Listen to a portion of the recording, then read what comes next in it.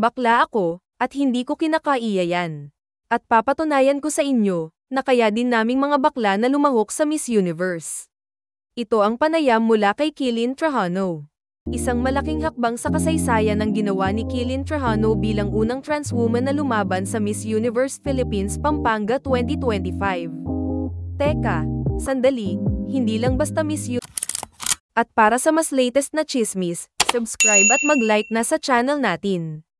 Salamat sa pagtangkilik Universe, kundi isang platform na nagbibigay daan sa mga boses ng mga marginalized groups, tulad ng LGBT at trans community. Alam mo, hindi ko talaga maintindihan kung bakit may mga bakla na gustong sumali sa Miss Universe. Kung titingnan mo kasi, ang Miss Universe ay isang pageant para sa mga kababaihan.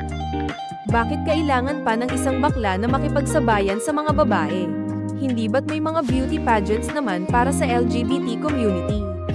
May mga gay pageants na kung saan angkop sila at mas malaya nilang maipapakita ang kanilang galing. Hindi ko sinasabing hindi deserving ang mga bakla sa mga gantimpala, pero hindi ko yata maintindihan kung bakit sa Miss Universe pa nila gustong patunayan ang kanilang kakayahan. Hindi ba't parang pinapalitan nila ang orihinal na layunin ng pageant? Parang sinasabi nila na hindi sapat ang mga pageant na espesyal para sa kanila, kailangan pa nilang makialam sa mga kompetisyon na may ibang pamantayan. At hindi lang iyon, di ba?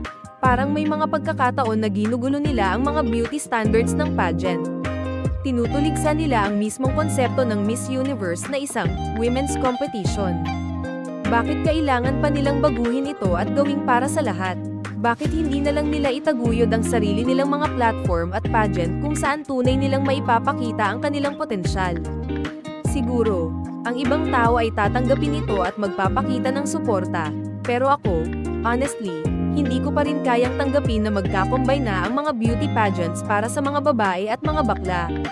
Sa tingin ko lang, may mga bagay na mas maganda kung hiwalay, at ang Miss Universe ay isa na doon. Hindi ko alam kung anong nangyayari sa mga pageants ngayon, pero parang nawawala na ang focus nila sa kung ano talaga ang layunin ng kompetisyon. Kung gusto mong magtagumpay, maghanap ka na lang ng lugar kung saan ikaw talaga ang bida. Kasi sa Miss Universe, hindi yata ito para sa'yo.